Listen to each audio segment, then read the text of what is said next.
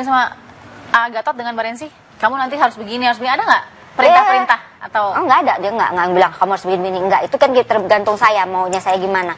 Ya kan, saya nggak, ya dia ngobrol-ngobrol biasa aja. Misalnya kehidupan atau apa ya? Nggak ada kehidupan ya kayak apa ya? Aku juga udah lama ya, karena saya orang kuping kanan. Jadi ngobrolnya seperti teman saja. Ngomong aja, ketawa-katawa, kita nyanyi, ya udah gitu.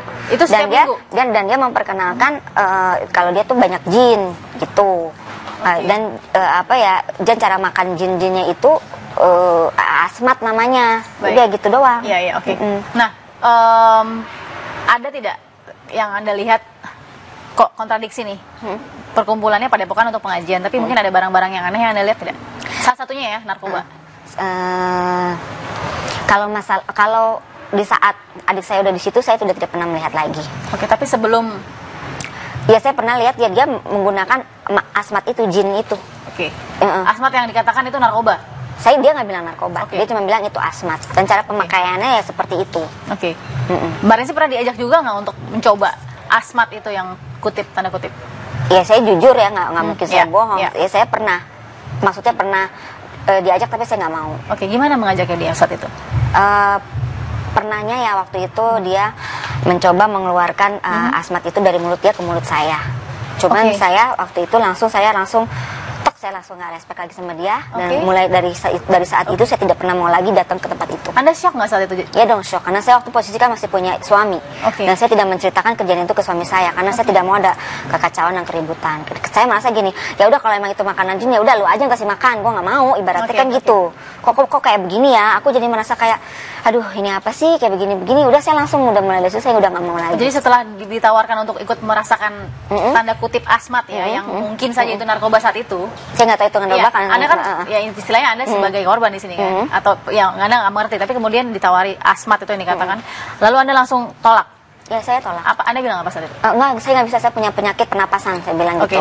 Saya nggak mau karena nggak apa-apa, ini bagus untuk pernapasan segala macam. Ya, mencoba untuk memberikan makanan jin itu ke saya gitu. Apa yang dikatakan Gatot ketika ditolak oleh Mbak Rensi? Enggak, dia nggak marah, itu kan tergantung kita. Kita nggak mau juga nggak masalah. Gitu, kita nggak ke pribadi masing-masing. Lalu Anda pergi dari situ. Mulai sejak saat itu tidak pernah balik ke Padepokan. Adik saya datang ke situ. Jadi adik Anda datang ikut bergabung ke Padepokan itu di saat konflik rumah tangganya lagi heboh-hebohnya karena perceraian dia.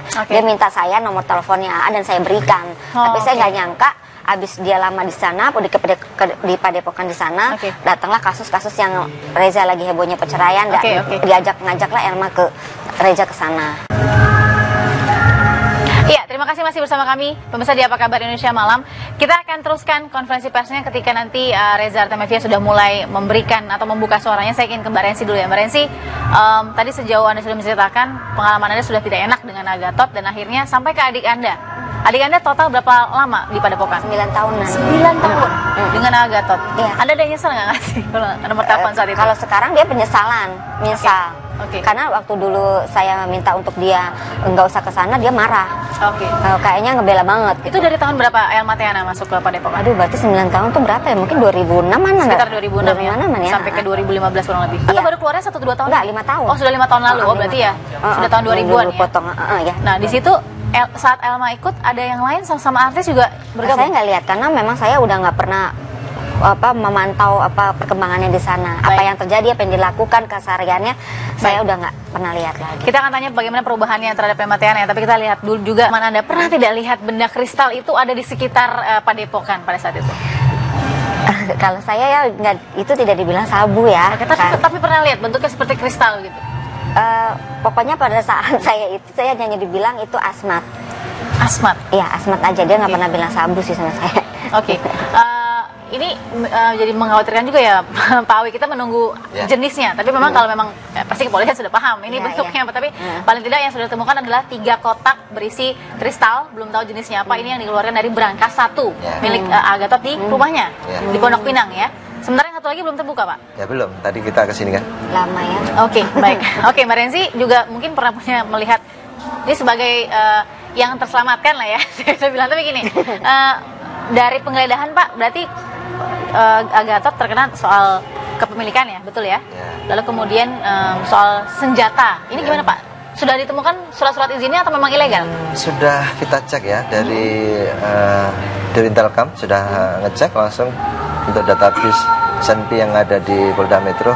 Ternyata tidak terdatakan. Kemudian beliau juga langsung ngecek ke Mabes Polri, ternyata juga data tersebut tidak ada. Jadi ini senjata ilegal?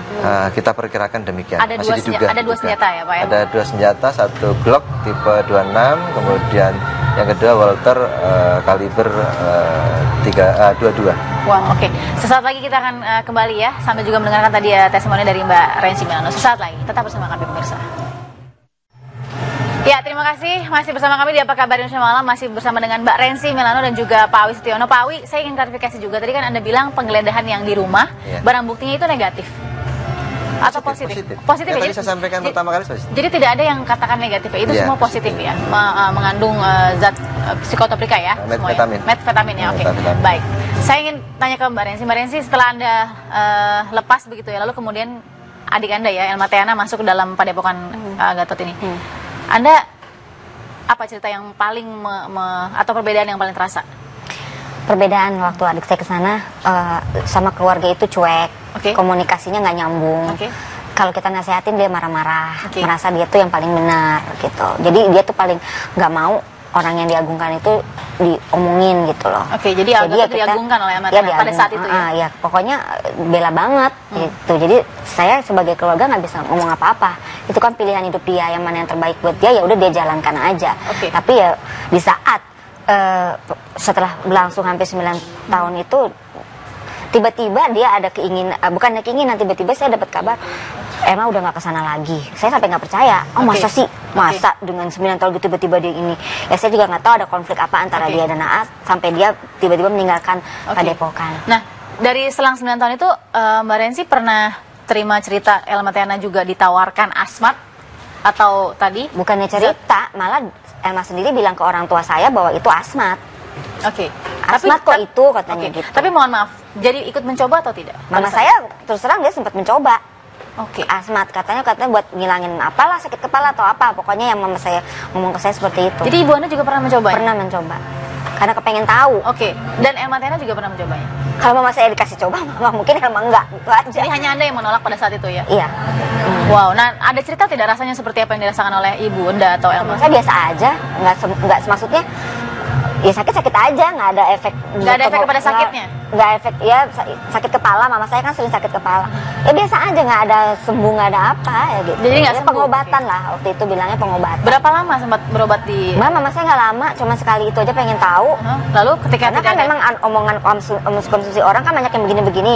Mama saya kan pengen membuktikan omongan orang, ya pengen tahu lah gitu. Istilahnya pengen, bukannya dia pemakai ikut-ikutan, mama saya cuma pengen tahu apa sih yang orang yang secara awam itu, tidak tahu gitu. Ya, jadi tidak tahu. Nah kalau artinya merasa tertipu nggak pada saat itu? Ya kalau dengan kejadian ini ya kalau ya merasa dibohongin gitu, berarti apa yang dia bilang itu asmat yang menurut dia makanan jin itu yang ternyata isi sabu-sabu, ya semua merasa terbohongi lah. Pak Awi, dengan cerita ini ya Pak, ya artinya kan ada mungkin penipuan juga ya. Kalau memang mau mengobati dengan cara seperti itu, apalagi ada seorang ibunya Mbak Rensi misalnya kan, orang tua begitu yang tadinya mau berobat, tapi ternyata kalau memang betul asmat adalah sama dengan sabu, mohon maaf ya, artinya ada penipuan di situ. Seperti apa, delik apa saja Pak yang dikenakan kepada seorang Gatot? Kembali lagi Mbak ya, kita sebenarnya harus dari awal dulu apa kejadian per kejadian, case per case-nya ya. Jadi perbuatan pidananya juga harus dilihat dari situ juga. Misalnya kalau tadi yang disampaikan Mbak Rensi ya, Mbak Rensi kan perlu pendalaman ya. Perlu pendalaman karena deliknya sendiri kan harus ada rangkaian kata-kata bohong. Itu harus kita bisa buktikan secara material ya. Tapi yang jelas kita sudah tak terbantahkan ya, bahwasanya yang barang bukti yang pertama kita lakukan penggeledahan itu positif sabu. Positif sabu. Artinya apa saja Pak yang pidananya kan jelas. Yang ditimpakan apa saja selain bukti narkoba, apa saja yang ditimpakan deliknya? Tentunya begini, terkait dengan kasus narkobanya sendiri yang kita ketemukan, termasuk malam ini pun nanti akan kita kirim semua ke sana, ke Polda NTB. Dugaan yang 3 kotak tadi dalam berangkas ya, 3 kotak kristal. Masih diduga ya, masih diduga. Karena memang kita juga sama-sama membantu ya, proses dilakukan oleh penyidik sana kita membantu membackup karena wilayah kita. Kemudian terkait dengan kasus senjata api dan kepemilikan amunisi, ratusan amunisi itu tentunya kita yang akan melakukan penyidikan. Nanti di Treskrim Polda Metro Jaya, Resmob nanti akan melakukan penyidikan. Ini ancamannya seperti apa, Pak? Ancaman hukumannya bahwasanya terkait dengan kepemilikan senpi dan amunisi ilegal ini, yang bersangkutan itu melanggar pasal 1 ayat 1 Undang-Undang Darurat nomor 12 tahun 1951 dengan ancaman pidana hukuman mati atau pidana seumur hidup atau pidana sementara, penjara sementara setinggi-tingginya 20 tahun. Wow, ini untuk kepemilikan ilegal ya? Belum narkobanya? Betul. Ini hukuman binatangnya? Belum yang soal binatang? Katanya dengan satwa yang dilindungi yang bersangkutan dan melanggar pasal 40 ayat 2 Undang-Undang nomor 5 tahun 1990 terkait dengan konservasi sumber daya alam, hayati dan ekosistemnya. Itu ancaman pidananya 5 tahun pidana penjara. Baik, Pak Wisnu nanti sudah lengkap ya dijelaskan ya. Kita masih menunggu nanti hasil 3 kotak jenis kristal, tidak tahu jenisnya apa, dugaannya bentuknya masih kristal ya. Pembukaan berangkas yang kedua, kita belum tahu laporan dari 3 kotak itu diambil dari hasil penggeledahan berangkas oleh pihak kepolisian. Yang pertama, ada 1 berangkas lagi yang belum dilihat ya.